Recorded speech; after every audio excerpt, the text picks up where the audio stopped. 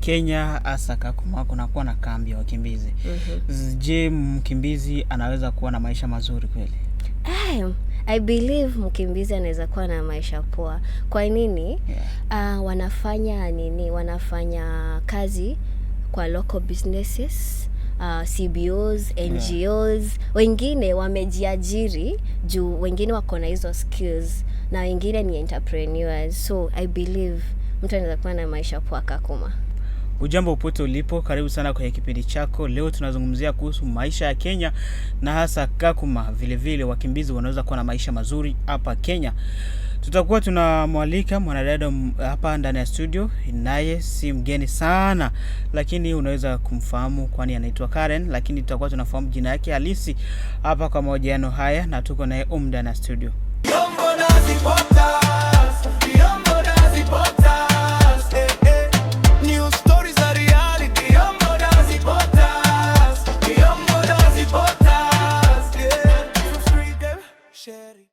Karibu sana kwa studio yetu. Ni mara ya kwanza unafika hapa? Ni mara yangu ya kwanza and it's amazing. So if uko hapo nje na unataka ku podcast vitu zako, visit iConnect Kenya. iConnect, wewe ni nani watazamaji hawakujui?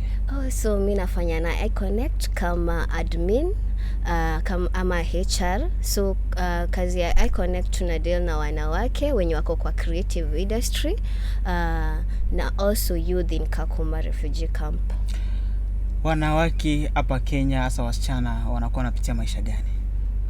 Maisha ni ngumu Kakuma, kama venye mnajua. Hakuna mahali maisha si ngumu, but here in Kakuma juu ya weather na opportunity kwa kiasi, life ina tend kukua ngumu kidogo, but tunajua sisi wote ni humans, so tuna survive na kujaribu kufanya maisha yetu ikuwe more better. Changamoto gani unakuwa unazipitia?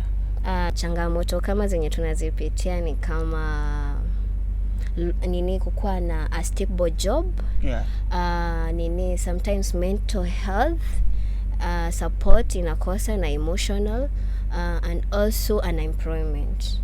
Kenya hasa Kakuma kunakuwa na kambi ya wakimbizi. Je, mkimbizi anaweza kuwa na maisha mazuri kweli? I believe mkimbizi anaweza kuwa na maisha poa. Kwa nini? Wanafanya kazi kwa local businesses, CBOs, NGOs. Wengine wamejiajiri juu wengine wako na hizo skills na wengine ni entrepreneurs. So I believe mtu anaweza kuwa na maisha poa Kakuma. Kenya unasema mimi sizienda Kenya, pengine watanibagua, sijui lugha. Inafikia changamoto hizo pia zinaweza fikia wakimbizi wakati wa kuomba kazi? Siwezi sema kuna ubaguzi like wa kuajiriwa ama nini, juu kama sisi tumeajiri wakimbizi kwa CBO yetu na wanafanya kazi na sisi na kazi yao ni safi. So hiyo saizi si changamoto, but opportunity ndo ni kiasi. Shauri yako itakuwa gani sasa kwa wale wakimbizi hasa wasichana ambao hawataki kufanya kazi?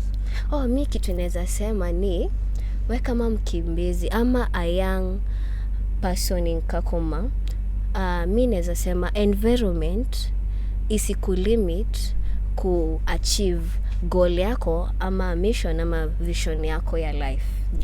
Shukrani sana kwa muda wako, na kama umependa podcast hii usisahau kulike, share, kusubscribe, vile vile usikose kutuandikia maoni yako. Mimi ni Estash Babu, tukutane kwa video zingine. Tulikuwa na Karen, yeye ni Mkenya ambaye tulikuwa tunazungumzia mahali matatu. Umesikia yote, sina la ziada, niseme tu bye bye.